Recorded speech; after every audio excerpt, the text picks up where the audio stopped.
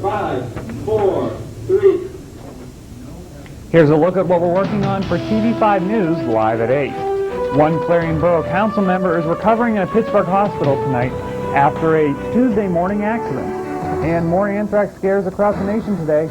We'll bring you the latest developing details from New York and Washington. Have you noticed lower prices at the pump? Our Jolie Lope has news of falling gas prices. And as always, Stephanie Dugan will join us with the weather, and Brian Cook will join us with sports. It's all coming up tonight on TV5 News, live at 8.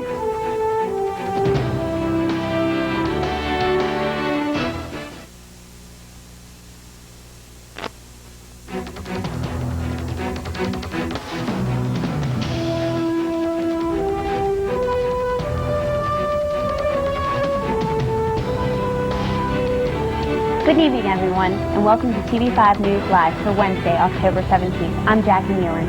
And I'm Mark Despotakis, in for Carrie LaPoo. Here's a look at some of the stories we'll be bringing you this evening.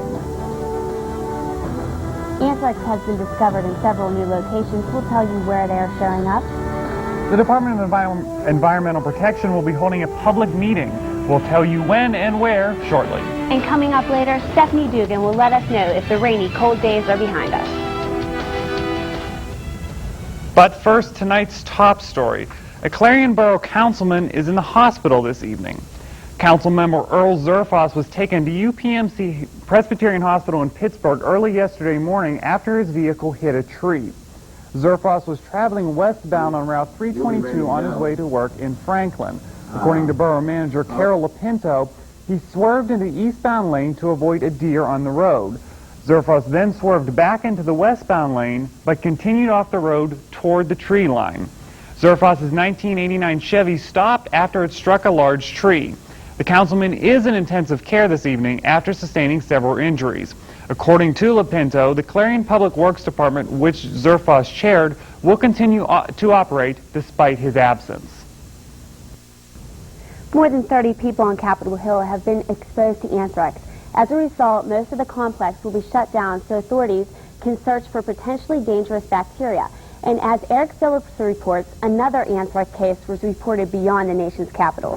Well, good evening. In light of increasing anthrax anxiety, House members have decided to make an unprecedented move. They will close their offices until next week. Meanwhile, most offices on the Senate side will remain open. At the close of business today, House members will shut their offices until next week to allow for a complete security sweep. At least 25 workers in Senator Tom Daschle's office, 3 in Senator Russ Feingold's office, and 6 Capitol Police have tested positive for anthrax exposure in field tests that may not be conclusive. We think it's prudent also to take some time and go through and make sure that this building and our office buildings are environmentally safe. Hundreds more await testing after a letter containing anthrax arrived at the Senate Majority Leader's office Monday.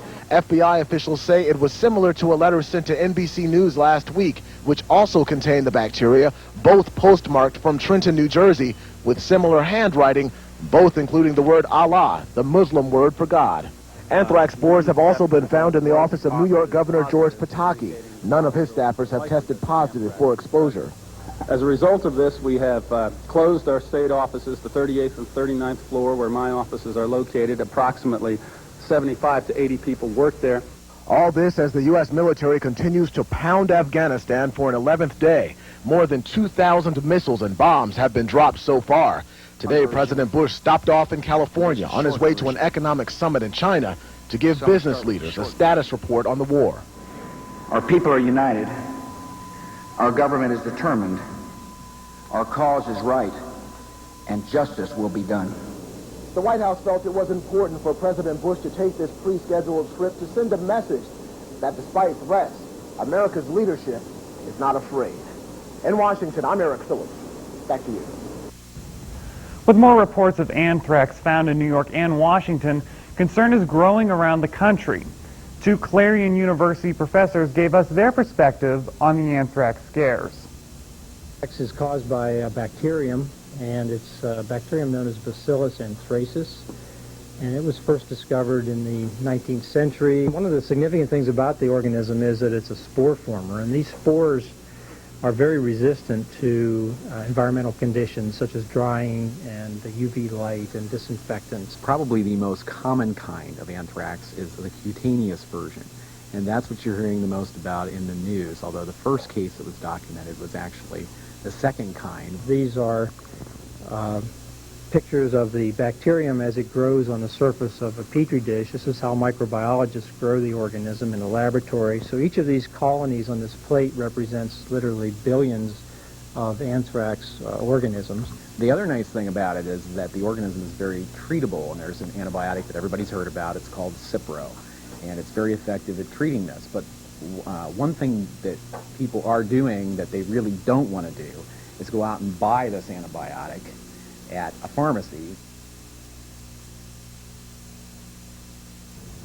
As the professors told TV5, it is important to stay calm and treat the problem as it unfolds. Otherwise the virus will become immune to the prescribed antibiotic treatment. At a news conference from New York City Hall, New York Mayor Rudy Giuliani today announced the first annual Culture Fest, showcasing the diversity of the city's community. While at the podium, the mayor also discussed the anthrax scare in his city and its psychological effects. So far we're dealing with, was it one letter, right? One letter in New York, going back to September 18th. So multiply the number of days by 40 million and one letter, and you get an idea of how minuscule the risk is. And people are facing much greater risk of everything else harming them than they are anthrax at this point, except that's why this is psychological. What's going on here is psychological rather than being actually bombed or something like that. Giuliani was also asked about the case of anthrax at NBC News. He said that although the letter to NBC is a month old, only one case has been confirmed. 500 people were tested, all were negative. How is the U.S. Postal Service handling the anthrax scares? TV5's Ty Stevenson went out to Clarion's post office to find out.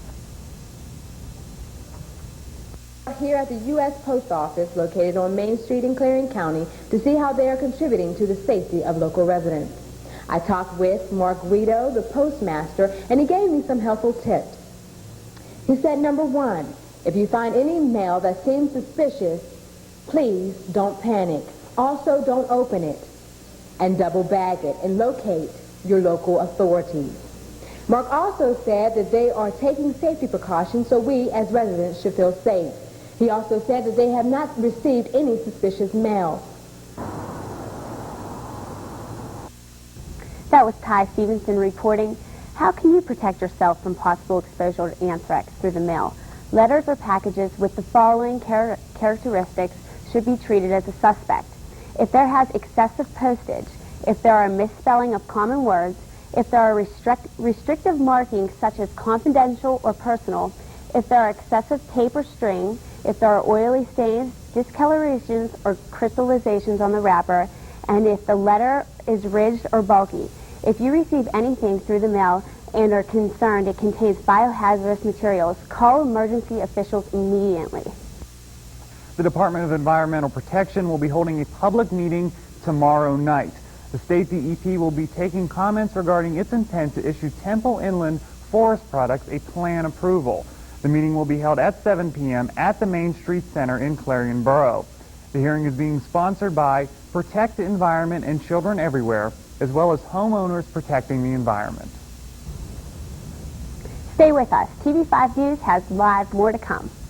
Recently discovered flaws may force back the completion date for the Clarion County Courthouse renovation project. And with gas prices falling, motorists are discovering it is cheaper to fill up the tank. We'll have more details coming up. TV5 News Live will continue in just a moment.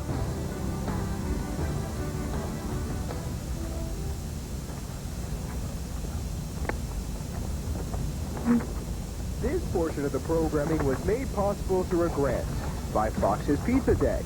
Fox's Pizza Den is located on Old Route 66 in Clarion and offers all-day delivery. Phone 226-5555. That's 226-5555. Fox's Pizza Den is open 7 days a week for your convenience. Phone 226-5555. by 555. Wardrobe for some TV5 news anchors, provided by Fashion Bug, located in the Clarion Mall. Whether you're looking for junior trendy, girls, or fashion for women, they have it all, with many different styles. Fashion Bug also offers a wide selection of accessories. Fashion Bug is located in the Clarion Mall, just off of Exit 9 of Interstate 80. Open Monday through Saturday, 10 a.m. till 9 p.m., and Sunday from noon till 5. This portion of the programming was made possible through a grant from Clarion Hospital. Clarion Hospital is located off of Exit 9 of Interstate 80. Clarion Hospital offers outpatient services, transitional care, as well as an emergency room open around the clock every day of the year. More than 400 employees and 80 physicians work to serve the community. Call the Clarion Hospital at 226-9500. Clarion Hospital, providing health care to Clarion County and surrounding communities since 1954. Do you want complete coverage of local, state, national, and international news as it happens? Then tune into Clarion's very own TV5 News Live for complete coverage of the Clarion area and our world. TV5 News crews join with crews from the world's news leaders, CNN, to provide complete coverage of the day's events. With advanced satellite capabilities, TV5 News can bring you the latest news as it happens. So tune in every Tuesday and Wednesday night for Clarion's very own TV5 News Live. This is TV5 News Live. Welcome back. The cost to renovate the Clarion County Courthouse may be increased. According to Commissioner Butch Campbell, the courthouse clock tower is badly in need of repair. Above the clock faces, the supports for the towers are rotted and some bricks have begun to fall out. However, Campbell said the county must continue with the project.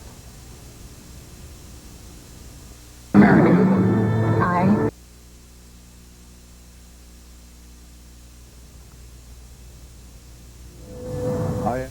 I'm American.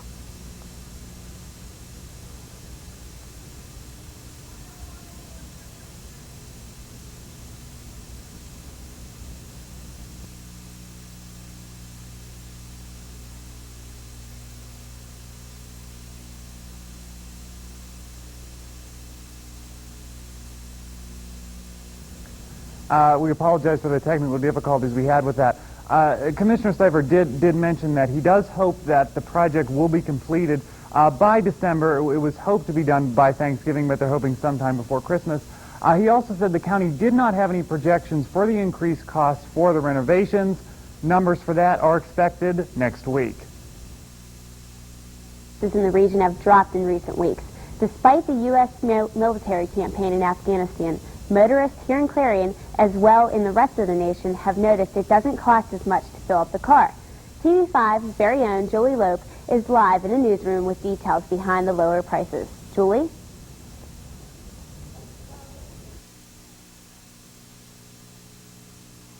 Sorry about that. We'll get back to Julie in a second. The gas prices in Clarion have went down dramatically since the attacks in Afghanistan. And OPEC is trying to control those prices. So.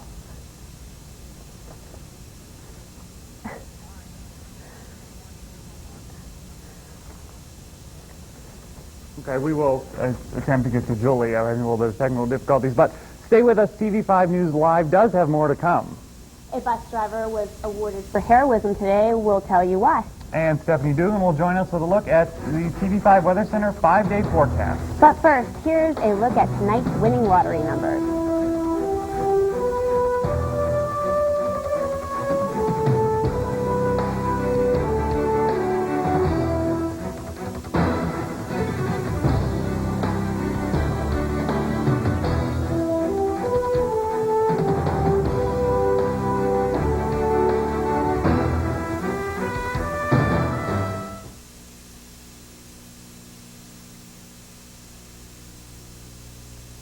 We're stronger than you.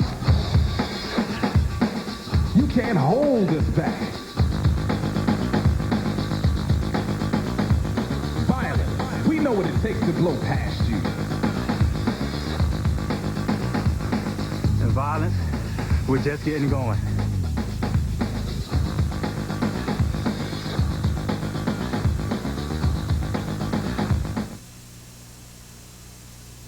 On September 11th, America faced terrorist attacks of the worst kind.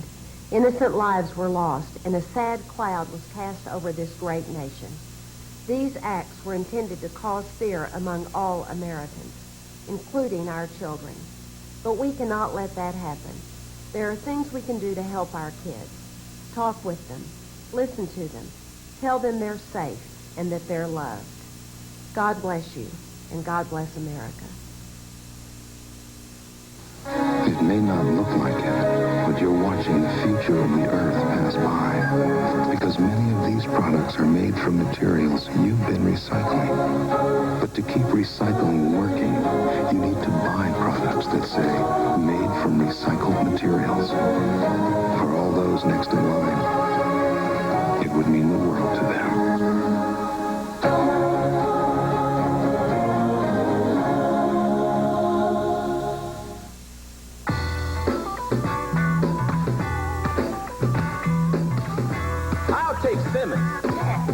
Jimmy Jones. Anderson.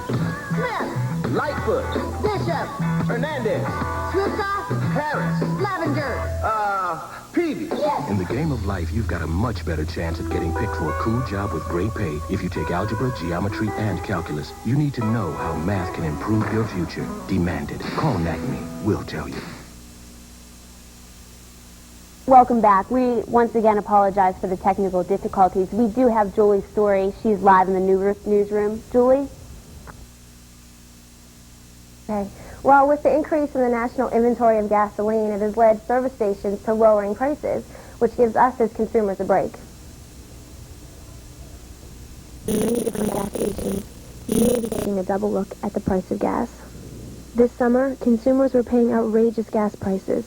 In the last few days, those same consumers were shocked by a sudden drop. A break for a change instead of someone else.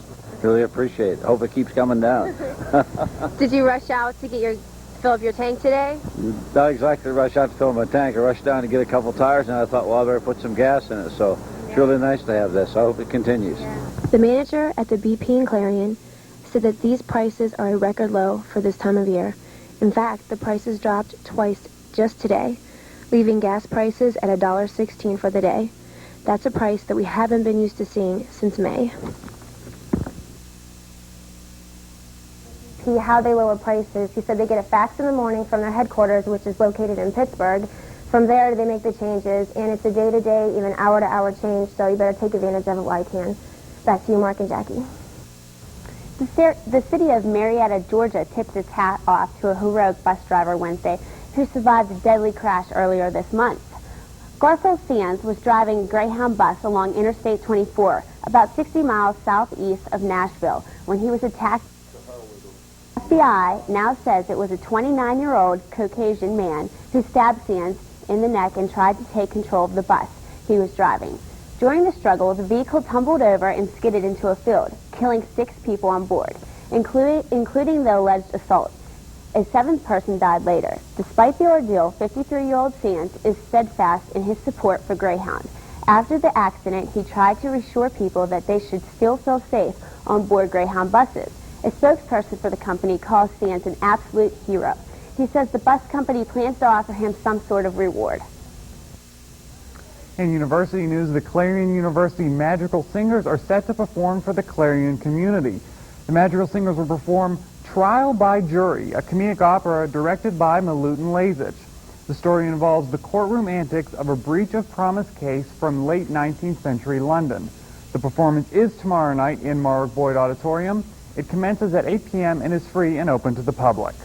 A man attempted to steal several items from the local department store.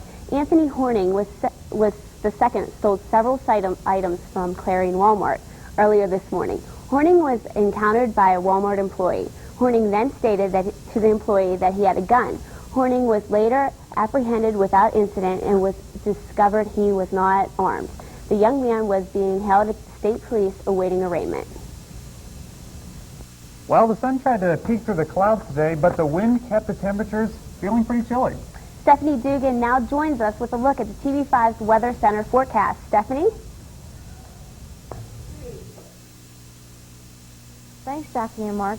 The cloud cover was still around today, as it was yesterday, bringing us some rain and some snow this morning. But as you can see, some of the clouds have already pushed off to our north and to our east, so they will be gone by tomorrow morning. But there's still some clouds hanging around the Great Lakes. It will still push into our region throughout tonight and will still provide for a cold and a cloudy night. But tomorrow, today, there was a high pressure system moving through, which brought us the clouds and the rain. But as you're moving through to tomorrow, that will be pushed out and the rain will be gone and the sun will appear. So looking at it from today, the low pressure system was here, which brought us our rain and our mix of snow today and the cold temperatures. So as you can see, tomorrow the high pressure system is moving along, will bring us our sun and a little bit warmer temperatures. It won't feel too much warmer, but high of near 50. So it's going to be a drastic improvement as today, which felt like it was around 20, but it was actually 41. So for the rest of the week, it looks like tomorrow 55, Friday chance of scattered showers 61, a partly cloudy Saturday and Sunday with 57 and 60, and back to showers again Monday, high of 59. That's all from the weather. Back to you, Jackie and Mark. Stay with us. TV5 News Live has more to come. When we return, Brian Cook will be in with the sports report. But first, here's a look how the local stocks fared on Wall Street today.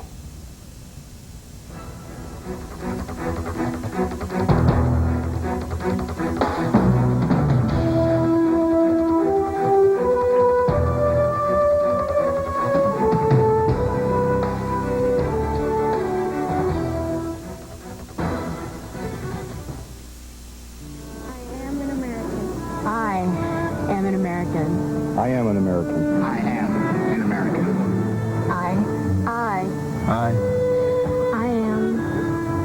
American. I am an American. I am American. I am an American. I'm an American. I'm an American. I am an American. I am an American. I'm an American. I am an American. I'm an American.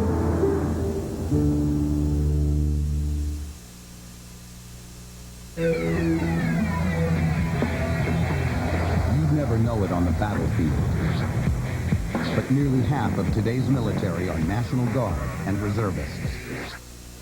However, they can't answer our nation's call without their employer's support. If you're an employer, visit esgr.org and find out how to do your part. After all, their response depends on yours.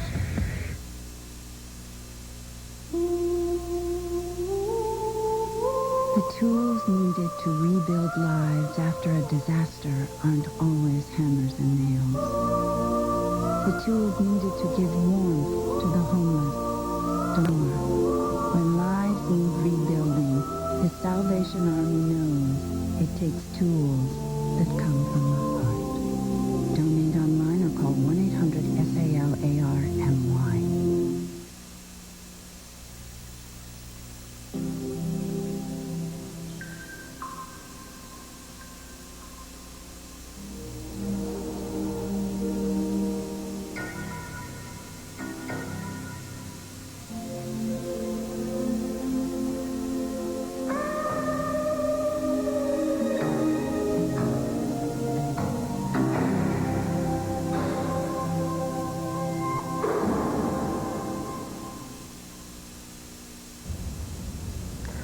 If there is such thing as a curse, it had just been lifted off pitcher Randy Johnson's shoulders. The Diamondbacks were victorious against Atlanta last night, 2-0.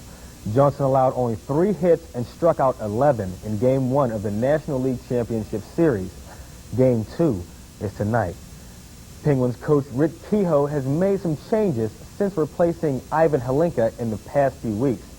Kehoe stated in a press conference that he is shaking up things a little bit so that the squad can have the cohesiveness that every team should.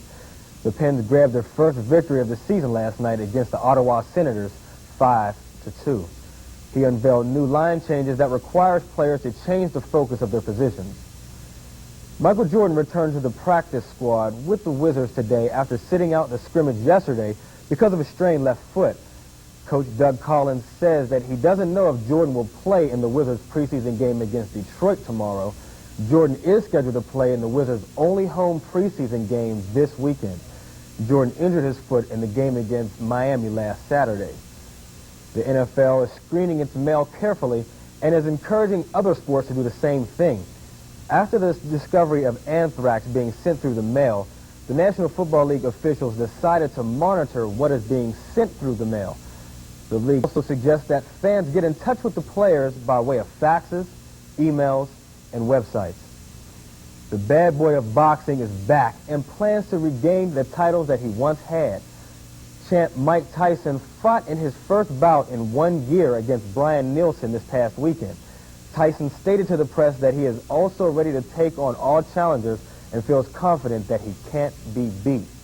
He stated that he wants to fight the current champion Rahman, but first Rahman and Lennox Lewis will have a rematch to the title that they fought in the upcoming months.